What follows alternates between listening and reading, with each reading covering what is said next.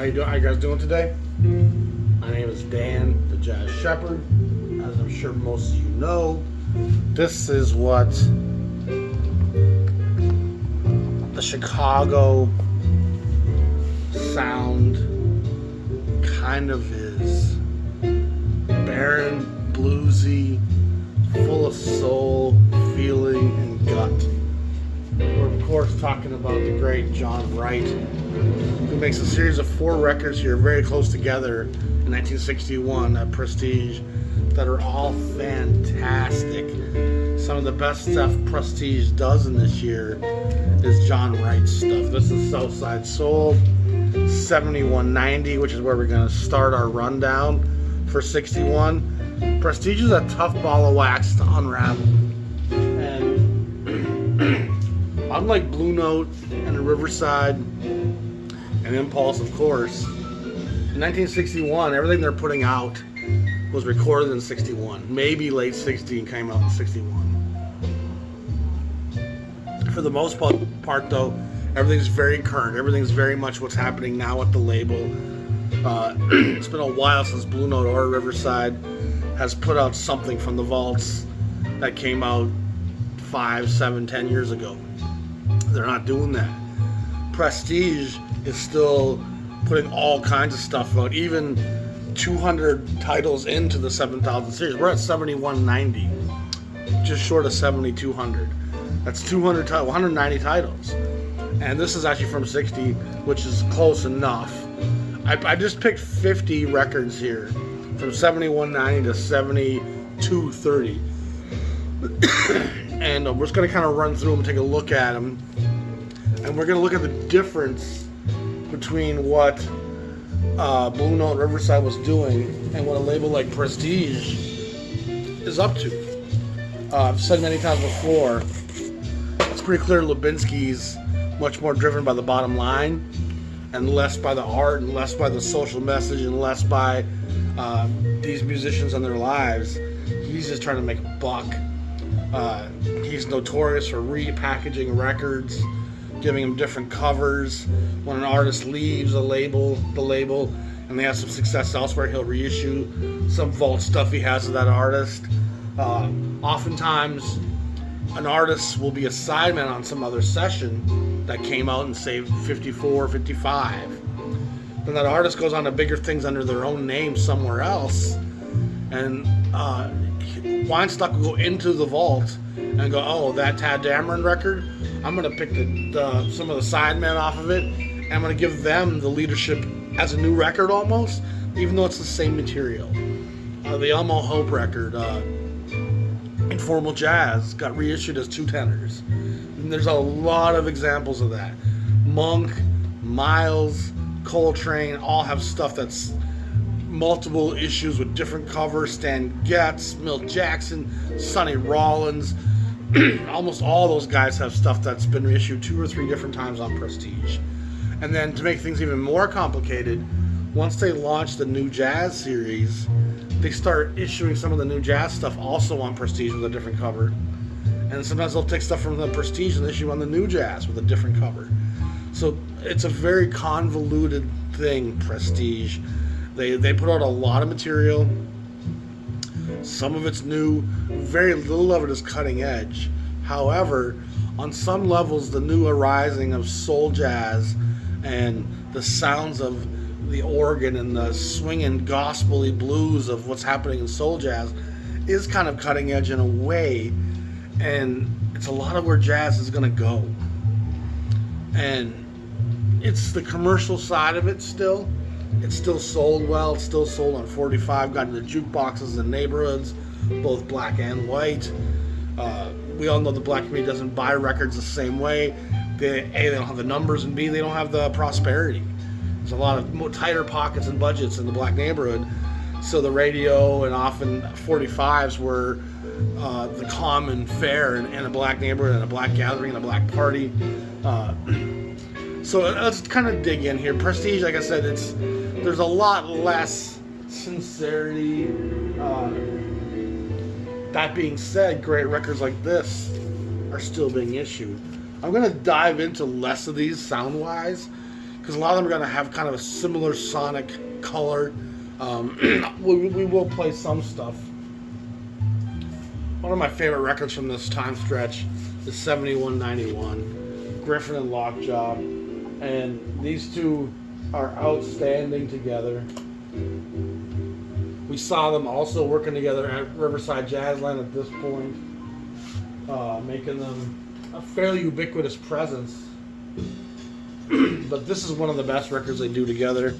It's at the Playhouse in New York City.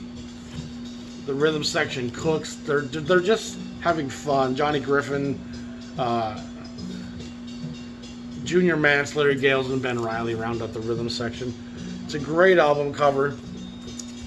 One of the classic Prestige album covers that's certainly being influenced by what Reed Miles is doing. Some of this artwork and graphic still looks contemporary today, and it's funny how some labels like Savoy could get it so wrong so consistently. That's one of the best. Gene Ammons is a mainstay at Prestige at this point. He helps to largely define the Prestige sound at this point, and he's one of the guys who's had his stuff reissued with multiple covers. They even take the first 3/4 Gene Ammons records from early in the 7000 series, reissue them with the same number, but give them different covers. So there's a lot of different ways they go about repackaging music that's successful. Ammons is one of the great soul jazz, gutsy, bluesy players. He's very much a blowing session kind of guy. His all-star sessions were always incredible with incredible lineups. He likes that free, loose feel of the blues, of the live setting, of guys conversing and talking through their instruments. It's never complex arrangement. It's never guys talking over each other, not listening to each other. There's always a cohesive feel to Ammons and his groups. This is Jug, which is, of course, his nickname. And his lineups become a little bit less all-star affairs as we get into 61. But still Richard Wyans, Clarence Sleepy Anderson, Doe Watkins, and Ray Barretto. There's Doe Watkins, it's got to be Doug Watkins. Interesting. And he's got a pass not too long after this. I thought he was already dead, honestly, by 61, but I guess that could make some sense. I'm not sure. Red Garland. By the way, Jug. That music was recorded in 61, released in 61. Rojo, Red Garland, recorded in 58. Released in 61. Great album cover. I believe it's a trio set, if I recall. Plus Ray Barretto on the conga with Persip and Joyner. I'm a fan of all Red Garland stuff. I think he's one of the most beautiful lyrical players in the music. There's those who think he's boring, and I don't know if I could sit in the same room listening to music with someone who thinks Red Garland's boring.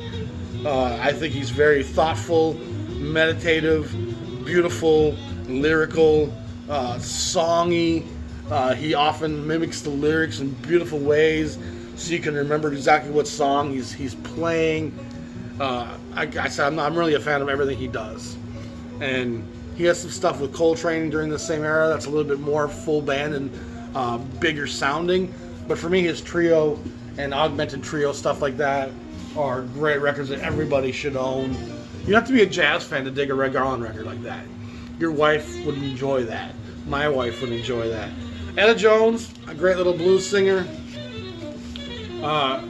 She has a lot of guts and a lot of black personality. You know, she's got that kind of expression to her. She's not shy. Oliver Jones is on the tenor before he's going on to bigger things. Of course, Lem Winchester's on the vibes, Wally Richards is on the guitar. And it looks like there's a few different sessions on here. Roy Haynes is on some of it. Recorded in 61. And she makes a lot of records from about 60 to about 64. She's a pretty big presence. Number 71.95, and this session is actually from 58, which is interesting that they would hold back one of her sessions this long. She has so many records on Prestige. I think I have 20 Shirley Scott records just on Prestige alone. This is with George Duvivier, George Tucker, and Arthur Edgehill on the drums. She's actually a great player. Another female presence here at Prestige. You know, again, unlike Blue Note, where vocalists were kind of not a thing, Blue Note was very finite in its scope. Prestige has a much wider range in terms of where the music is coming from. Blue Note stuff always feels fairly serious, fairly driven, fairly socially conscious. And there's exceptions. You know, Grant Green's stuff has less of that social charge and message to it, but it's still got a lot of gospel and the blues to it, and it seems very serious. A lot of Prestige stuff seems kind of light, sometimes thrown together. A lot of these guys are such great players, guys and gals, that it manages to always stick together somehow. And part of what jazz is having that ability to do that. Again, I was surprised to see this was actually recorded in 58, because that's going to be kind of towards the beginning of her time at Prestige. Number 7196 is the great Willis Jackson. That's a great album cover. And Willis Jackson's going to fit somewhat in the Gene Ammons, Lockjaw Davis mold. A real soul jazz, feeling bass, bluesy guy that's not going to be reinventing the wheel or trying to play something too avant-garde or edgy. A lot of chitlins and gravy. Even the song titles will often Oatmeal is the song title on here. A Twist of Blues. Girl of My Dreams. Careless Love. Wendell Marshall's on the bass. Gus Johnson's on the drums. Mickey Roker plays drums on some of it. Peck Morrison. Again, beautiful old Prestige. It all kind of fits into a fairly neat package, what they do here. Here's the second John Wright record from this period. It's called Nice and Tasty. And John Wright's records are definitely some of the toughest records to find from Prestige at this point. You know, a lot of the Willis Jackson, Gene Ammons, Shirley Scott records, they sold relatively well. They're out there in fairly good numbers still. You can find them. Here's a tough one to find. Betty Roche, this great singer of Duke Ellington's Take the A Train from the late 40s. She re-records that with them in the early 50s, if I recall, because when she first sang with Ellington in the 40s, there was a recording band. So she never got to track her great version of A Train. And when the recording band ended, she was available. Ellington brings her back, I think, in 1950 or 51. And they do the Ellington Uptown record, where I think that's the one she's on. But Bethlehem signs her, does a record, and then Prestige signs her here in 60-61, where she does two records. This is 71-98, and we just missed the other one. It's like 71-87. It's right before where we started in this episode. I love her voice. A real bluesy songstress. A lot of church in her. Turns out to be. It's kind of my wheelhouse on a lot of days. When I wake up in the morning, her version of Someone to Watch Over Me here. Just gorgeous. I'm gonna try and remember who the guitar player is on this. Wally Richardson. Some of the sidemen on some of these Prestige sessions here aren't nearly as well known as the guys that you get at Riverside and Prestige and Blue Note, which isn't the case 5 years ago. But by 61, they're just bringing in a lot of cats to play, and you feel like sometimes you don't want to have to pay guys with big pedigrees. You certainly get the feeling that he was a kind of a cheapo. This is the Honeydripper. I just reviewed this on my Facebook group, Jazz Vinyl Club. which if you haven't joined, you should join it. I also just got merchandise for the JVC. That's on the same page as the Jazz Shepherd stuff. Cool designs. I actually did those designs myself. The Honeydripper's great. Jack McDuff is one of the great organ players of this era, who's again very rhythm in the blues. Half his titles seem to emulate barbecue sauce and French fries. Like, they're even in the titles of the songs and the names of the albums. It's about grease, you know. Willis Jackson, the same thing, grits and gravy. It's kind of part of the culture. It's kind of what the music's attempting to be a part of. You know, it's not necessarily saying we're going to be part of the cutting edge social movement. It's saying we want this music to be where we're having a good time. We're going to a barbecue joint. We're going to play some organ jazz. And we're going to relax. And Jimmy Smith, of course, starts the great organ movement as early as like 54, 55 at Blue Note. And then he goes to Verve in 60, 61, which really gutted Blue Note. And Blue Note, Prestige, they all start hiring a lot of organ players of different degrees of ability and pedigree. Some people don't like organ jazz. I love it. I love it because it's really going to be connected to the blues almost always. Larry Young makes some records in the late 60s at Blue Note that are atypical organ records. But for the most part, John Patton, Freddie McCoy, who's the other guy I'm trying to think of? There's a lot of them. Jack McDuff, of course. Freddie Roche has a lot of records at Blue Note.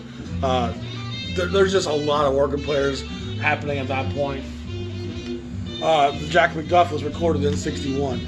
This, of course, now is Miles Davis cooking. Steamin, sorry. And this is, of course, recorded in 56. Part of that great Quartet of records with the Miles Davis Quintet before they left for Columbia. And this shows you how long Prestige sits on some of this material. And 56, here we are in 61, and Steamin's just coming out. And in the case of these four records, I think Prestige wanted to draw out their Miles Davis material because of the commercial's viability of what Miles offered them. But it just shows you how all over the board. This is the other Gene Ammons records with his All-Stars Groove Blues, and this one's from 58. Again, this is not happening at Blue Note. This is not happening at Riverside. Most of these labels are doing very current music. When the 10-inch era goes to the 12-inch era, there was a lot of this from everyone in 55, 56.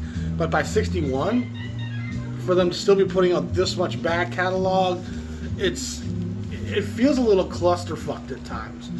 This is one of those great records with the All-Stars with Pepper Adams, John Coltrane, Jerome Richardson, Paul Kinnichet, Mal Waldron, Arthur Taylor, and George Joyner. That's an all-star group.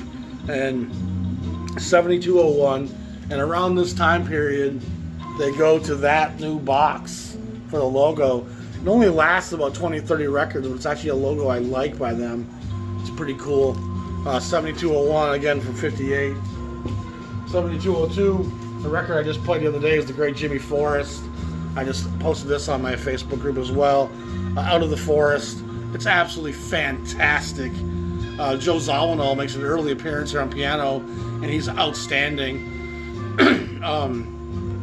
By the River Saint Marie, Yesterdays, I Cried for You, Bolo Blues. It's just a lot of gut-filled, soul-drenched playing. Forrest is kind of a secret gem of this era of Prestige. His records on both on New Jazz and on Prestige at this point are really outstanding, and they fit in with the Ammons and the Willis Jackson, but there's also a little bit more edge to Jimmy Forrest. Johnny Hammond Smith is another organ player that starts to fill in the gaps of what Jimmy Smith kind of left behind. And Jimmy Smith at Verve isn't really getting to do Jimmy Smith records. He's doing these big Oliver Nelson productions and big arrangements and popular show tunes, and they're really kind of Verve and Creed Taylor's really kind of reshaping his sound. And so there's a scramble, especially at Prestige and Blue Note, to kind of emulate that Jimmy Smith old sound. That's really very much just in this feel.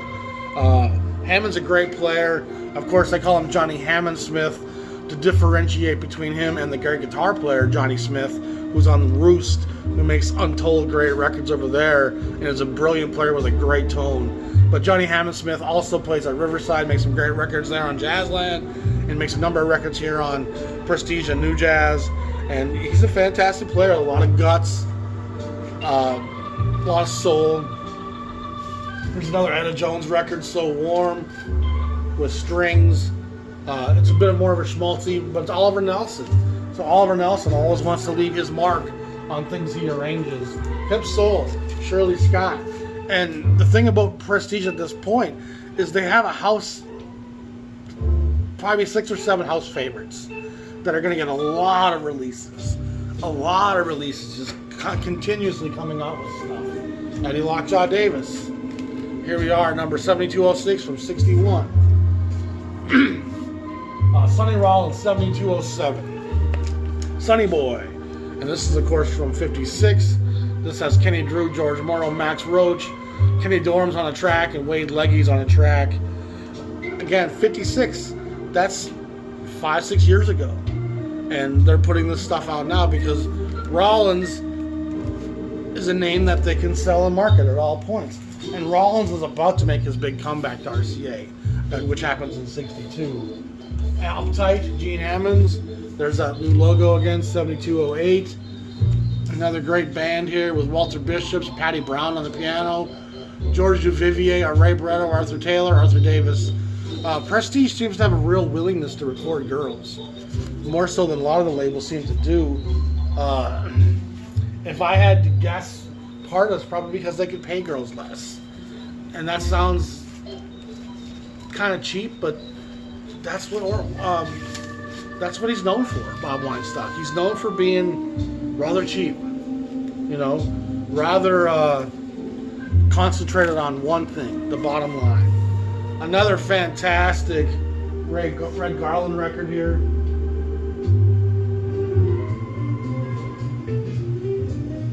Is Red Garland High Pressure. I was talking in my episodes about buying records the other day. How buying records with some damage to the cover is often a great way to get a record that's really expensive for an affordable price. And people often say your room's like a museum, but I'm not really worried about museum quality condition on a lot of stuff. A lot of stuff I just want to have the music and know it and feel where the artists are coming from. This Coltrane stuff I think is from 57. Yeah. And that's something you got to kind of recall with Coltrane. He's only really a Prestige artist 56, 57. Maybe a little bit in 55 with Miles, of course. But as a leader, his first is in 56. He does some stuff in 57 and a little bit of 58. But most of the 58 stuff comes out after he's moved on. And they are issuing Coltrane stuff well into the late 60s, early 70s. They're still repackaging, finding stuff that they can put his name on and sell it. And this, of course, sat in the vaults for years, 57, and they put it out, and it's a great session. It absolutely is fantastic. I think Coltrane and Garland have a wonderful interaction with each other. And Garland's allowed to be very minimal when Trane plays and really sit back and just feathery fill. And then when he's given the chance to go, he goes. Donald Byrd fills the chair here on the trumpet, which is always fun to hear. Byrd with Coltrane, George Joyner and Art Taylor. Great record, High Pressure, 7209. Pretty tough to find nowadays. This record can go for $100 pretty easily, even in that condition nowadays. Roland Kirk. This is with Jack McDuff, Kirk's Work, 7210. Another record that's pretty tough to come by. Roland Kirk never seems to get very many great album covers. They seem to usually consist of him with his 3 horns on the cover. That changes somewhat at Atlantic, but I wouldn't say those Atlantic album covers are fantastic either. Kirk, of course, was blind, which I didn't know until about 5 months ago. He plays 3 horns simultaneously often. He plays a lot of different instruments. That great Out of the Afternoon Roy Haynes record on Impulse, Roland Crook's a big part of that. It's a great record, pretty tough to come by. Once again, there's another Willis Jackson record, Cookin' Cherry. What I like about guys like Willis Jackson is they're the one guy, Jack McDuff, Gene Ammons. If you're in Chicago record hunting, you can find these guys' records still in stores. They sold well enough, they sit in people's basements, and you can find these in the wild. And it's getting tougher and tougher to find old, original label pressings in the wild. And even when record stores get them, they often put them online nowadays, which I think is really sad. Because there's a joy going to a recent arrivals bin and pulling out 5 or 6 of those thick cardboard stock, nice glossy cover. It's thrilling. It's thrilling. You can smell the church pews, you know what I mean? The basement, it's all there. And to me, it's sad that it's all just the later reissues and 70s and 80s jazz. And the average jazz section in a record store nowadays has a whole lot of stuff you don't need to have. You know, for me, 70s, 80s jazz, it's really hit or miss. It seldom has the same feeling to me. It comes from a different place. And not to say there's not some great stuff, not to say there's not a lot of great players, but being a great player is not enough. You know, having something to say, something to express, I need to have some integrity, some move me, make me feel something. And a lot of the great virtuosos of that era don't stir me up very much. This is again the third John Wright record from this era, and 7212, Making Out. Great album cover, very much Reed Miles kind of mimicry, which again is okay. You're imitating greatness, you know. And in the case of Reed Miles, imitation is flattery. Here's John Coltrane setting the pace, 7213. And again, as I said, Coltrane's gone from the label now for 5 years, but this is from 58. There's a lot of Coltrane that comes out in the 60s on Prestige from 1958. He must have recorded a ton of sessions in 58. This is called Setting the Pace with Red Garland, Paul Chambers, and Art Taylor. It's great stuff, but it certainly doesn't fit or even sound like what's happening in 61, especially not with what's happening in 61 at Prestige.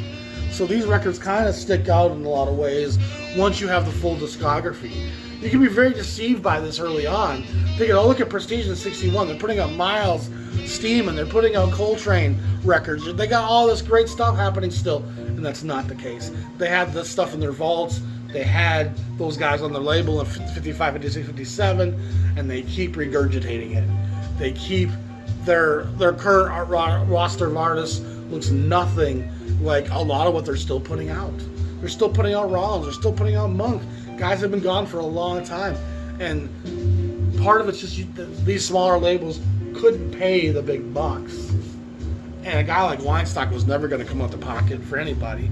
Etta Jones from the Heart, probably her third or fourth record here in this stretch. I enjoy her records a lot. They're the kind of jazz I could play at my brunch gig when I had a brunch gig, and people would just sit there tapping their fingers and enjoying it. Here's Mose Allison, probably his fourth record at Prestige at this point, 7215, recorded in 58 again. So we just have this wide range here with Addison Farmer, who's Art's brother on the bass, and Ronnie Free on the drums. Mose is a very interesting player, a lot of complexity to his approach, interesting guy. And that actually wraps up part one here of my Prestige session. I'll cover the next on part two, just to keep it moving along. Y'all be safe. Have a great day. Peace.